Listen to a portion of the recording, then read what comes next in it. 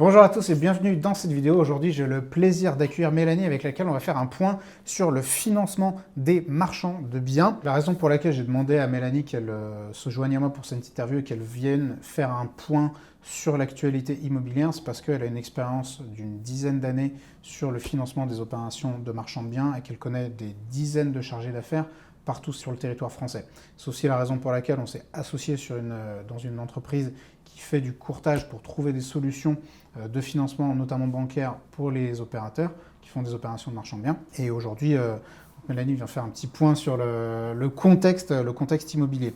Alors déjà, on tourne cette vidéo en début 2025. Est-ce que cette introduction te convenait? Je te remercie, parfait. On est en début 2025. Est-ce que tu peux nous expliquer un petit peu, faire une petite rétrospective sur les 2 ans qui viennent un peu de s'écouler, synthétiquement bien sûr, et comment les banques ont vécu cette petite tempête, entre guillemets, où est-ce qu'elles se trouvent aujourd'hui? Alors les banques, elles ont souffert ces 2 dernières années. Distribuer du crédit, ça a été compliqué. Ça a mis beaucoup d'opérateurs en difficulté. On avait des balances financières qui ne fonctionnaient plus avec les taux directeurs de la BCE qui ont augmenté. On avait des taux de crédit qu'on n'avait pas vus depuis longtemps. On avait pris tout un tas de mauvaises habitudes, je vais le dire comme ça. Et donc, nos chargés d'affaires, ils ont surtout été concentrés sur gérer cette crise-là, éviter, on va dire, la casse chez leurs clients. Ils ont surtout consacré leur temps à ça. On avait pôle immobilier, moi j'avais des chargés d'affaires au téléphone. Je leur disais, est-ce que je peux t'envoyer? J'ai une nouvelle opération, là ça tourne, en plus les critères, on a les voyants au vert. Est-ce que tu peux jeter un œil? Ah mais non, mais là je peux pas, voilà, je peux pas en fait. Ouais. On a vécu ça. Donc ils ont vraiment été occupés, la plupart ont été occupés à essayer un petit peu de sauver les meubles. Tout à fait, ouais. Okay. Là, aujourd'hui, on est arrivé à début 2025. On peut dire que là, je connais pas mal d'opérateurs, de marchands. C'est mon cas, c'est le cas d'autres marchands que je connais qui ont réussi à apurer un peu les stocks et à vendre parfois à perte, mais en tout cas, voilà, solder les opérations un peu foireuses. Aujourd'hui, vis-à-vis de ce contexte, où en sont les banques? Est-ce qu'il y a encore beaucoup de stocks, pas beaucoup de stocks? Quels sons de cloche tu reçois? Alors c'est ça, les chargés d'affaires, ils ont continué à financer s'ils ne prenaient pas forcément des dossiers de prospects, ils accompagnaient leurs clients, mais toujours avec l'idée et la contrainte il faut vider le stock en fait. Je vais pouvoir te refinancer une opération, mais faut que tu libères ce que tu as en fait. Donc aujourd'hui, on en est quand même toujours un peu là en fait. Continuer de vider le stock. Il y a encore t'en as encore beaucoup qui disent nous on a des stocks, on a encore des opérations sur les bras qu'on a. Oui. Même de marchands, parce que promotion c'est vrai que c'est un univers encore un peu plus compliqué, mais même sur les marchands. Les marchands de toute manière ils sont toujours plus agiles en fait, mais sur des gros marchands ils ont les mêmes problématiques que les promoteurs. Mais globalement les marchands de biens ont moins souffert. Alors les opérateurs qui ont moins souffert, c'est les opérateurs qui ont des fonds propres. Parce que les banques, elles sont toujours plus enclines à faire des aménagements, à trouver des solutions pour les opérateurs qui ont des fonds propres, qui sont capables je te proroge la ligne, mais par contre, il faut que tu remettes la main à la poche, en fait. C'est du donnant-donnant. On ne va pas prendre uniquement les risques pour toi, pas tout seul. Bien sûr. Tu continues à en prendre aussi. Ok. Et aujourd'hui, quand tu as les chargés d'affaires au téléphone, dans le contexte actuel, quels sont les cloches t'entendent par rapport à leurs perspectives d'avenir? Pas forcément, mais aux perspectives de développement. Est-ce qu'aujourd'hui, ils veulent prendre du dossier, ils ne prennent pas de dossier? Qu'est-ce qu'ils te disent? Ça dépend. Donc les pôles immobiliers, ils fonctionnent par territoire et ça dépend vraiment des régions.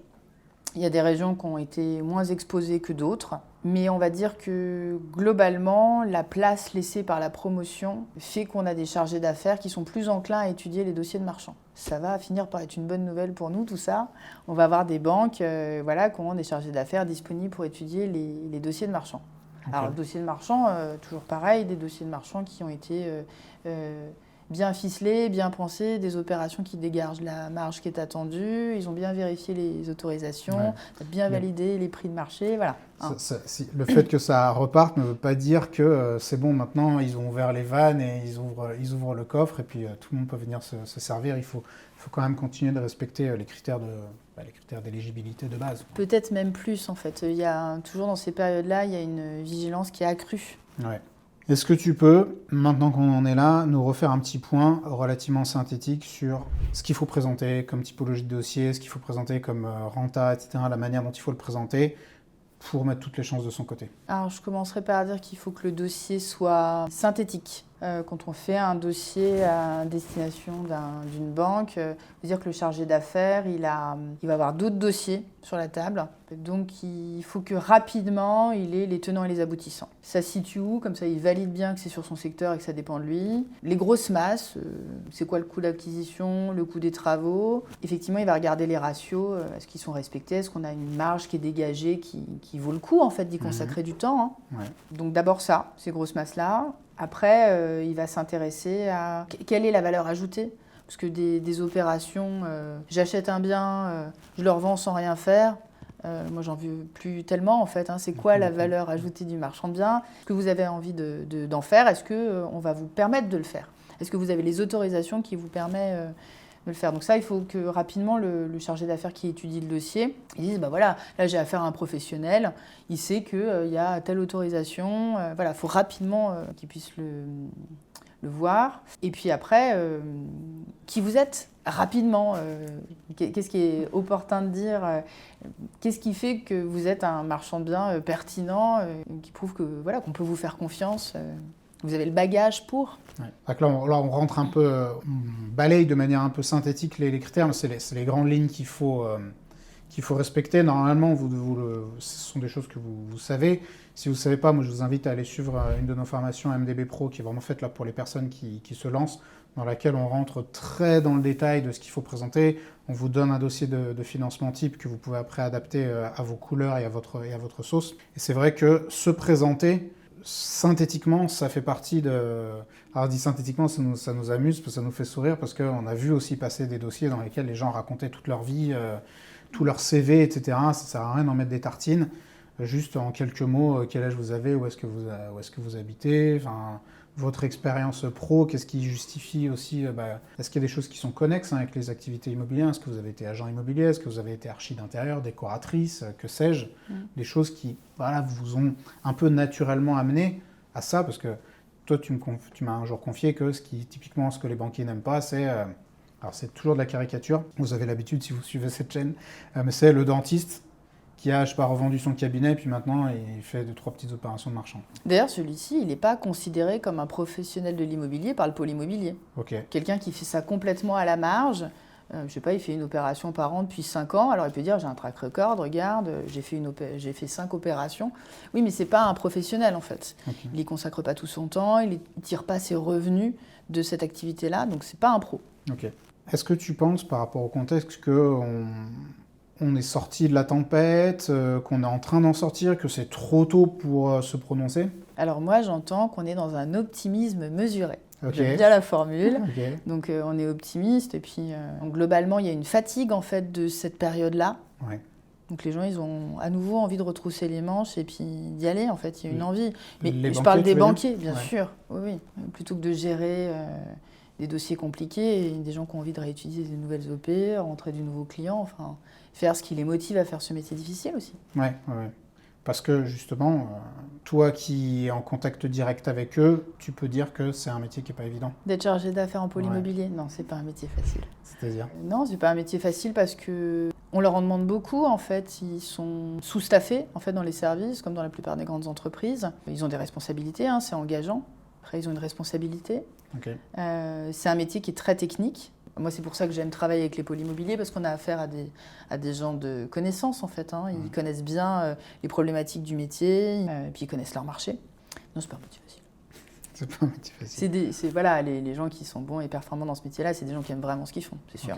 Okay. Et aujourd'hui, nous, on a créé un service justement de courtage pour vous permettre d'optimiser, de maximiser vos chances d'obtenir un financement, notamment un financement bancaire, mais pas que.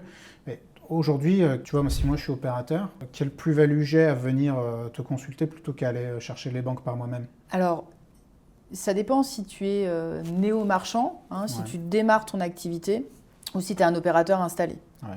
On est, à mon sens, pertinent d'accompagner les deux pour des raisons différentes. Alors, on commence peut-être par le néo-marchand. Il se confronte aux mêmes problématiques que n'importe quel créateur d'entreprise. Il n'a pas d'expérience, en fait. Et donc, la banque, elle est moins encline à accompagner quelqu'un qui démarre son métier. Voilà.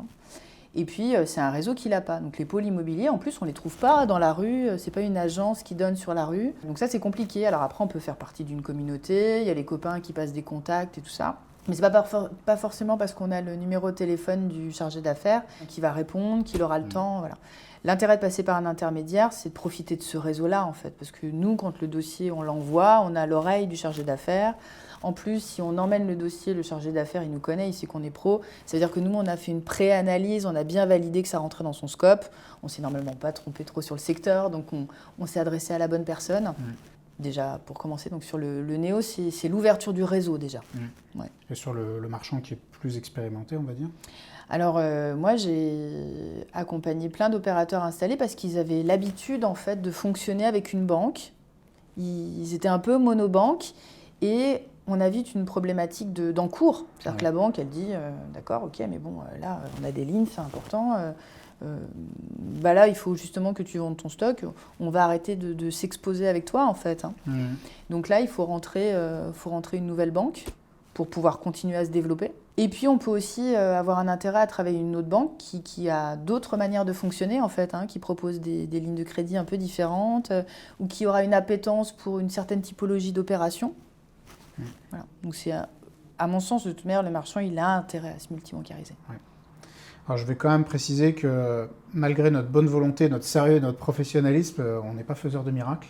Et les dossiers que vous allez nous amener, si vous voulez qu'ils aient des chances d'être financés, il faut qu'ils respectent les critères de sérieux, de rentabilité minimale, que si vous avez besoin d'autorisation d'urbanisme, qu'elles aient été à minima déposées, enfin que les demandes aient été déposées. Bref, tous les critères un petit peu de base pour une demande de financement, sans quoi nous, malheureusement, on ne pourra pas transformer, on ne pourra pas déguiser la mariée de manière, non, surtout pas. De manière extrême. Pour vous expliquer le processus un petit peu, en gros, si jamais vous voulez nous envoyer un dossier, on vous mettra le formulaire juste en dessous. Vous faites un premier formulaire, vous remplissez un premier formulaire qui est vraiment déclaratif, dans lequel vous nous donnez un peu les infos sur votre opération. Et là, on vous dit oui ou non, assez rapidement. Si c'est non, on vous explique pourquoi. Si c'est oui, là après, Mélanie vous contacte. On a un premier échange téléphonique, déjà pour faire connaissance, parce que c'est important. On va effectivement valider les tenants et les aboutissants pour voir si on est le service d'accompagnement qui vous convient ou s'il faut tout de suite qu'on vous dirige sur une autre solution, parce que ça peut arriver. Si on voit qu'on a envie, a priori, de travailler ensemble, on vous demande les documents du dossier et nous, à ce moment-là, on va vraiment procéder à l'analyse pour être bien certain qu'on est en mesure de vous accompagner et d'aller au succès ensemble. Et ensuite, il y a tout un tas d'étapes successives. On vous demandera des pièces, des choses, etc. Et nous, après, on gère toutes les interactions avec les chargés d'affaires, etc. Et on fait en sorte de défendre votre dossier au mieux et de faire en sorte de vous trouver des portes de sortie pour vos opérations. Et on adapte la stratégie à la typologie d'opération, au type d'opérateur aussi, selon si vous êtes néo ou expérimenté, et aussi selon le secteur géographique dans lequel vous allez opérer. Oui, parce que le financement, on le trouve toujours dans une banque qui gère le secteur. Les opérations à Lille, on ne va pas les financer avec un pôle immobilier à Lyon, c'est sûr. Donc nous, on travaille partout. Et je parle sous ton contrôle, mais je veux vraiment appuyer là-dessus. Je sais que dans les 2 dernières années, j'ai continué à marteler ce message, mais il reste d'autant plus vrai qu'on entend beaucoup de gens qui parlent, qui disent des choses sur le financement du marchand de biens. Souvent, ce sont des gens qui n'en font pas. C'est comme les frites McCain, c'est ceux qui en parlent le moins qui en mangent le plus. Et inversement. Mais si vous avez des dossiers qui sont sérieux, si vous avez des opérations qui sont rentables et que vous savez les présenter de la bonne manière au bon interlocuteur, c'est possible de se faire financer. Oui, toujours. Et à aucun moment, ça a été impossible. Après, c'est sûr qu'il y a des moments où le robinet est plus ouvert que d'autres. Et puis, si ça ne passe pas en banque, il y a toujours d'autres solutions qui sont toujours étudiées. Nous, on cherche la solution. Ouais. Et on abordera ça avec vous le moment venu. Merci Mélanie d'avoir participé à cette vidéo. Merci d'être venue jusqu'à Lyon. Et on vous met le formulaire de contact juste en dessous. Et si vous avez des questions par rapport au financement, n'hésitez pas à les mettre en commentaire et on se fera un plaisir d'y répondre. Si cette vidéo vous a apporté de la valeur, n'hésitez pas à payer votre like et je vous dis à la prochaine.